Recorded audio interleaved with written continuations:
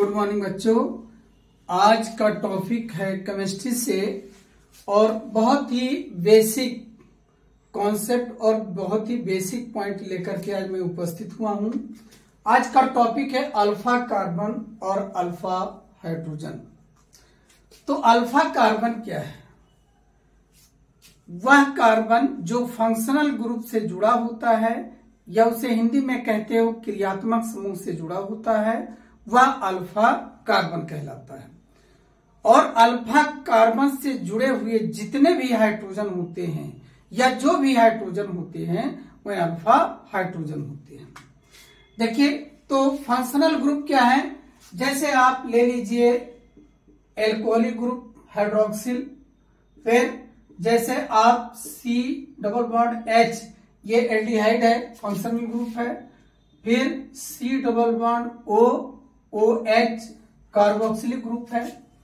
और इसी के साथ जैसे NH2 ग्रुप है, ये क्या है? फंक्शनल ग्रुप है।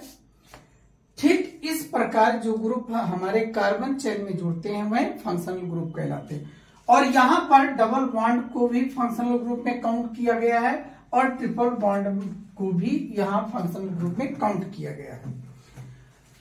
तो जो कार्बन फंक्शनल ग्रुप से जुड़ा होता है वह अल्फा कार्बन कहलाता है। अब देखिए प्रैक्टिस के तौर पर, जैसे लिखा हो CH3OH,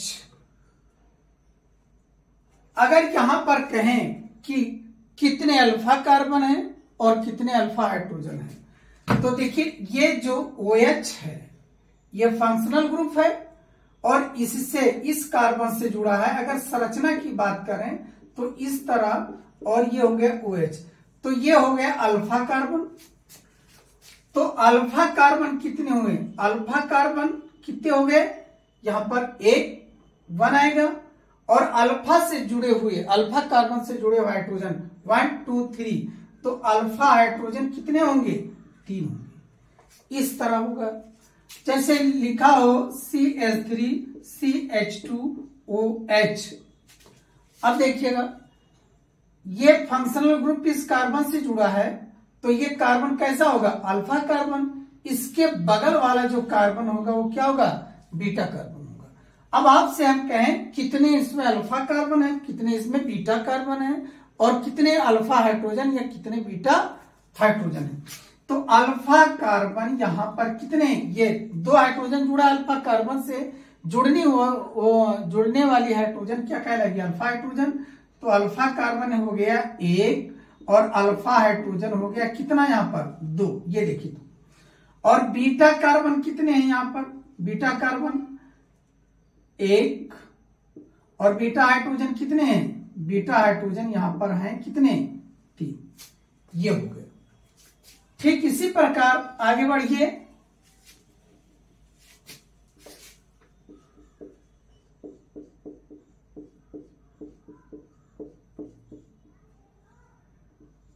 अगर इस तरह कुछ लिखा हो तो अभी हमने कहा कि डबल बॉन्ड और ट्रिपल बॉन्ड को भी यहां पर हम फंक्शनल ग्रुप के रूप में काउंट कर रहे हैं।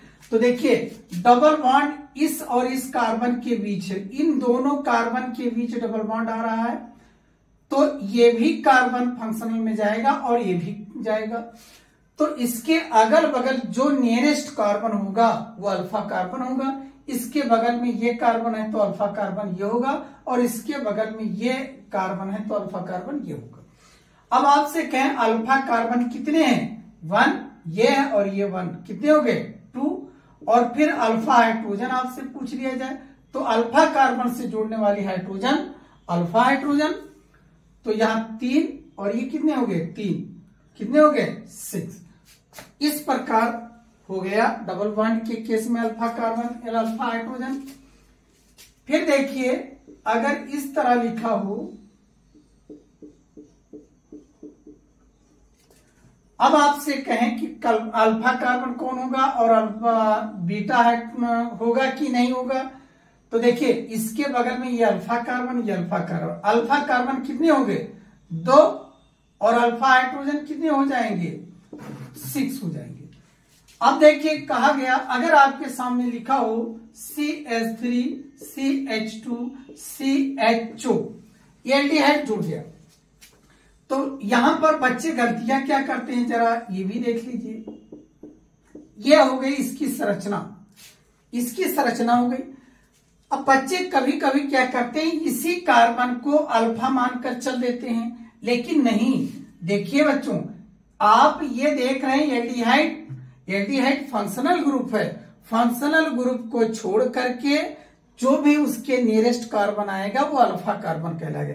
इसको छोड़ देंगे आप, ये अल्फा कार्बन होगा और ये आपका बीटा कार्बन।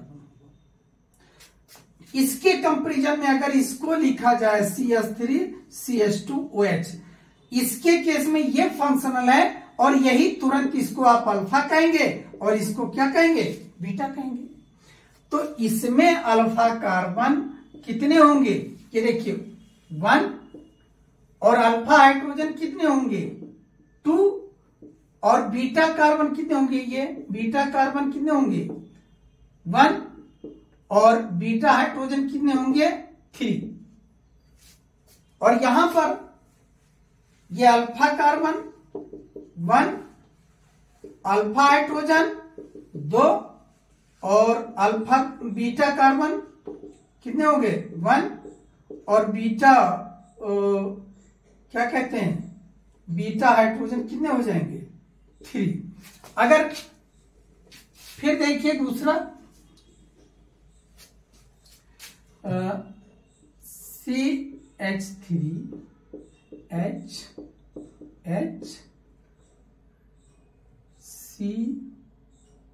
CH3HCOOH, देखिए ये कार्बोक्सिलिक ग्रुप है, ये फंक्शनल ग्रुप है। इसको छोड़ करके ये जो होगा क्या कहलाएगा, अल्फा कार्बन कहलाएगा। इसमें अल्फा कार्बन कितने हैं 1, और अल्फा हाइड्रोजन कितने हैं 2, क्योंकि ये एक हाइड्रोजन ये है और एक हाइड्रोजन ये है। और बीटा ये हो गया अल्फा, तो ये क्या हो गया बीटा। ठीक इसी प्रकार alpha beta gamma, alpha beta gamma, और इसको हम कर देते हैं OH। ये हो गया आपका फंक्शनल ग्रुप। इसको छोड़ करके ये अल्फा होगा, ये बीटा होगा और ये गामा होगा। अब अल्फा कार्बन यहां पर कितने हैं 1, अल्फा हाइड्रोजन यहां पर कितने हैं 2, और ये बीटा कार्बन कितने हैं 1, और बीटा और ये बीटा हाइड्रोजन कितने हैं 2, और गामा कार्बन कितने हैं 1, और गामा हाइड्रोजन कितने हैं 3। इस प्रकार अल्फा कार्बन भी हो गया और अल्फा हाइड्रोजन भी हो गया। तो कह सकते हैं कि फंक्शनल ग्रुप को छोड़ करके उसके नियरेस्ट जो भी कार्बन होगा वो अल्फा कार्बन होगा, और उनसे जुड़ने वाली जो भी हाइड्रोजन होंगी अल्फा कार्बन या अल्फा हाइड्रोजन होगा, या गामा कार्बन गामा हाइड्रोजन होगा। इस प्रकार नेक्स्ट टॉपिक के लिए फिर उपस्थित होंगे। धन्यवाद।